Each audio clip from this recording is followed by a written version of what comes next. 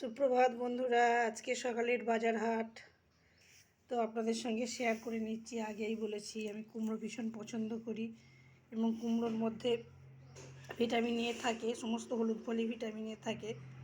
তাই কুমড়ো বাজারে হাটে গেলে অবশ্যই কিনি। 40 টাকা কিলো কুমড়ো আজকে। এবার আসি এই সিজনের, যেটা সারা সিজন জুড়ে থাকবে আর কি, যাকে কিছুদিন পরে খেয়ে মানুষ অতিষ্ঠ হয়ে যাবে, সেটা হচ্ছে ফুলকপি। 20 টাকা পিস এটা।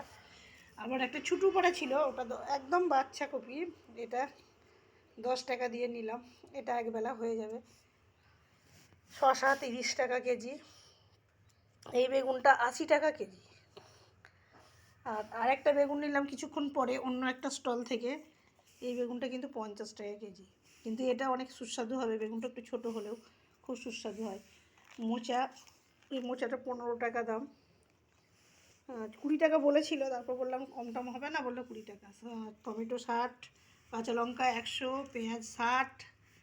হ্যাঁ, মূলো হচ্ছে 40 টাকা কেজি, এটা একটু কম দাম আছে। আর এই সিজনের সবচেয়ে খাসিয়াত জিনিস যেটা হচ্ছে সেটা হচ্ছে আমলকি। আমলকিটা শীত পড়ার প্রথমের দিকেই ওঠে খুব। আমলকি এখন 60 টাকা কিলো, 250 গ্রাম মতো নিলাম। আদা, সেও 100 টাকা কিলো, মোটামুটি চলছে। এখন সবথেকে এখানে দামি হচ্ছে রসুন। 50 মানে 500 টাকা কিলো, 50 টাকায় 100 গ্রাম রসুনের দাম।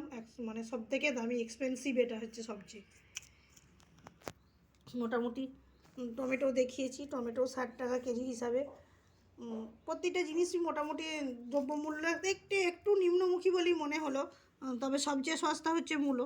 তো মূলোর চেহারাগুলো বেশ ভালো। লাল মূলো খুঁজছিলাম, পেলাম না, সাদা মূলোটাই পেলাম। লাল মূলোগুলো অতটা ভালো ছিল না, খুব ছোটো ছোটো ছিল, বা শাক সমেত ছিল। মূলো শাকটা খেতে অতটা ভালো লাগবে না, যেহেতু আজকে পুনকো শাক কিনেছি। শাকটা আপনাদের দেখানো হয়নি, ওটা অলরেডি বাছা হয়ে গেছে। শসাগুলো খুব একটা খারাপ না, বেশ তাজা আছে, বেশ সুন্দর। 30 টাকা কিলো হিসাবে সস্তাই হয়েছে।